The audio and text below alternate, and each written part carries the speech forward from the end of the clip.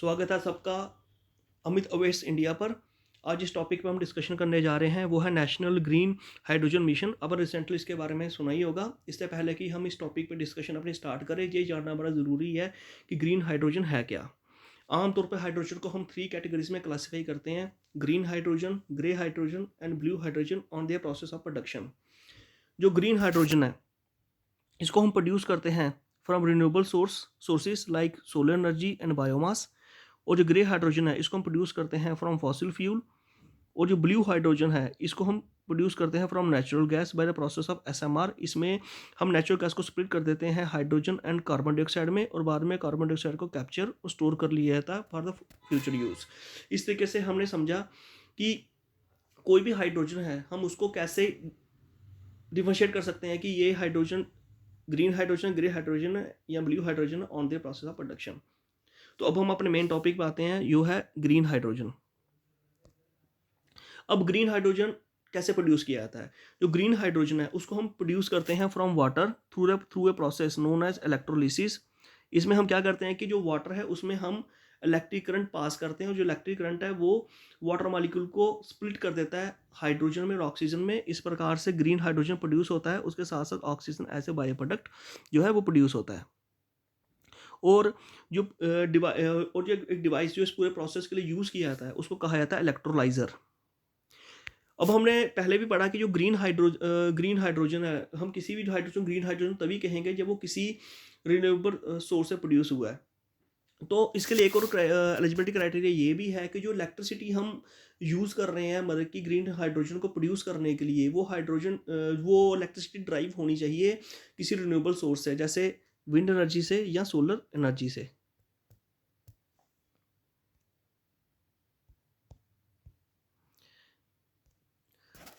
जो national green hydrogen mission है India में, वो लॉन्च किया गया था 2021 को on the eve of the independence day.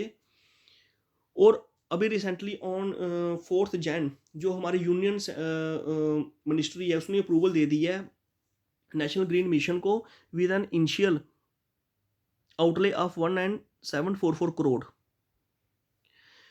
जो करंट कॉस्ट है अभी ग्रीन हाइड्रोजन की इंडिया में वो है ₹300 to 400 पर केजी। जो कंपोनेंट है अब नेशनल ग्रीन हाइड्रोजन मिशन के, उसमें 3 कंपोनेंट आते हैं। पहला आता है साइट, दूसरा आता है शिप,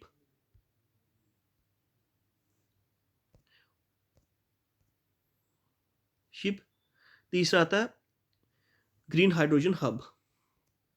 अब हम पहले को डिस्कस करेंगे, वो है साइट। साइट की फुल फॉर्म है strategic intervention for green hydrogen transition programme. इसमें 2 फाइनेंशियल इनिशिएटिव मैकेनिज्म जो है वो क्रिएट किए गए हैं। पहला जो मैकेनिज्म है वो टारगेट करेगा डोमेस्टिक मैन्युफैक्चरिंग ऑफ इलेक्ट्रोलाइजर के ऊपर, और जो सेकंड है वो उसका फोकस रहेगा production of the green hydrogen. इसमें क्या है कि मीडियम स्केल, स्मॉल स्केल जो इंडस्ट्रीज है उनको भी इनकरेज किया जाएगा कि वो ग्रीन हाइड्रोजन को प्रोड्यूस करें। इसके लिए गवर्नमेंट उनको अलग अलग प्रकार के जो है इंसेंटिव्स वो प्रोवाइड करवाएगी। और सेकंड है शिप की फुल फॉर्म है स्ट्रेटेजिक हाइड्रोजन इनोवेशन पार्टनरशिप।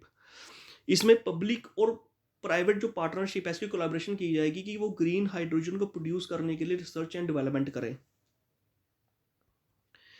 और तीसरा है ग्रीन हाइड्रोजन हब्स। अब ग्रीन हाइड्रोजन हब्स में क्या होगा? ग्रीन हाइड्रोजन हब्स में उन एरियाज को आइडेंटिफाई किया जाएगा जहाँ पे लार्ज स्केल प्रोडक्शन और यूटिलाइजेशन हो हाइड्रोजन की, और फिर उन एरियाज को कन्वर्ट किया जाएगा ग्रीन हाइड्रोजन हब्स में।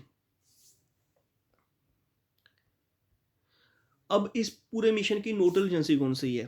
तो इस पूरे मिशन की नोडल एजेंसी जो इसके लिए पूरे गाइडलाइंस बना रही है, इसके लिए पूरा फ्रेमवर्क तैयार कर रही है, वो है ministry of new and renewable energy.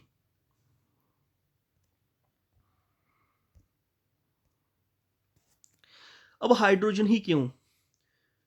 Hydrogen के ऊपर ही क्यों फोकस किया गया है? वो इसलिए फोकस किया गया है क्योंकि पहला जो हाइड्रोजन है ये one of the cleanest source of energy है। इसका इसमें जीरो कार्बन कंटेंट है, और दूसरा इसकी इसमें हाई एनर्जी कंटेंट है। अब जो हमारा नेशनल ग्रीन हाइड्रोजन मिशन है इसमें इसमें इंडिया का एम क्या है इसके अंदर, तो इसमें जो इंडिया का एम है, सबसे पहले इंडिया का एम ये है कि हम एटलीस्ट 5 मिलियन मैट्रिक टन्स जो ग्रीन हाइड्रोजन है वो प्रोड्यूस करें पर एनम, और सेकेंडली 125 गीगावाट जो है रिन्यूएबल एनर्जी वो प्रोड्यूस करें। उसके साथ साथ सेंट्रल गवर्नमेंट ने यह डिसाइड किया कि वो नियर अबाउट 8 लाख करोड़ की टोटल इन्वेस्टमेंट करेंगे इस पूरे मिशन पर, और इसके साथ साथ ओवर 6 लाख जॉब जो हैं वो क्रिएट होंगी इस मिशन से।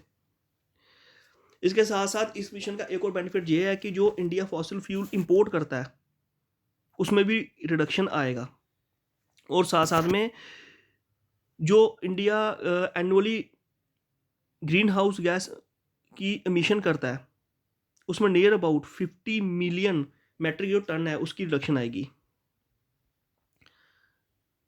अब इंडिया का स्टेटस क्या है ग्रीन हाइड्रोजन में? वैसे तो इंडिया ने ग्रीन हाइड्रोजन में अभी अभी मतलब कि अपना इनिशिएटिव स्टार्ट किए हैं, पर तभी इंडिया का टारगेट है कि वो 2030 तक 500 गीगावाट ग्रीन हाइड्रोजन जो है वो प्रोड्यूस कर ले।